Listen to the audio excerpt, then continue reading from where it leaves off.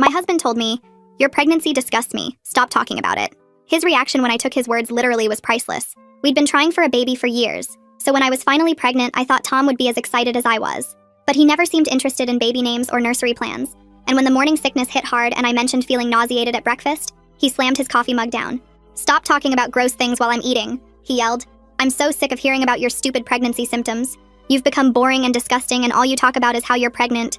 Just stop talking about it completely." I stared at him in shock. 8 years of marriage and 3 years of fertility treatments. And this was his response to the baby we'd supposedly wanted together. I put down my crackers and said, "Okay, I won't mention the pregnancy again." Tom looked relieved and went back to his phone. When I started staying at my parents' house most nights because of smell aversions, Tom initially enjoyed the peace. But after a week, he started texting, "When are you coming home?" When I just said soon, his texts became frantic. "Is something wrong? Talk to me." But I didn't. He specifically asked me not to. The neighbors noticed and started asking Tom if we were separated. He had to keep explaining I was just visiting family, but nobody believed him. And soon everyone on our street was whispering about Tom driving away his pregnant wife. By week 3, Tom was showing up at my parents' door. "Just tell me what's happening," he'd plead through the door. "I need to know." My dad would tell him I was resting and couldn't talk about it. My sister threw me a baby shower at the country club during Tom's company golf tournament. His boss's wife was at the shower and asked where Tom was. And when my sister explained he'd told me to stop talking about the pregnancy, she immediately told her husband.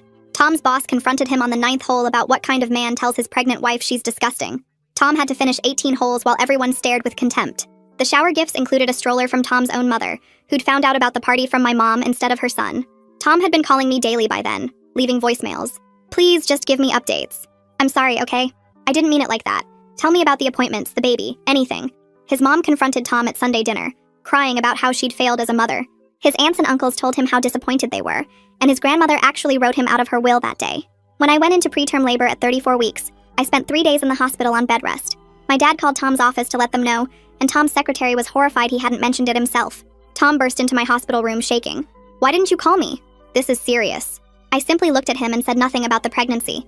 He grabbed my hand, tears in his eyes. "Please, I'm begging you. Talk to me about our baby." I turned away. HR called him in to ask if he needed time off for his wife's medical emergency that everyone except him seemed to know about. The preterm labor scare meant strict bed rest, which Tom discovered only when he came home to find a hospital bed in our living room. He stood frozen in the doorway. "What is this? What's happening? Is the baby okay?" When I just nodded without explaining, he punched the wall. "Tell me about the pregnancy." "I take it back, okay?" The delivery guys had told all our neighbors about the poor pregnant woman whose husband was never home, and people started leaving nasty notes on his car.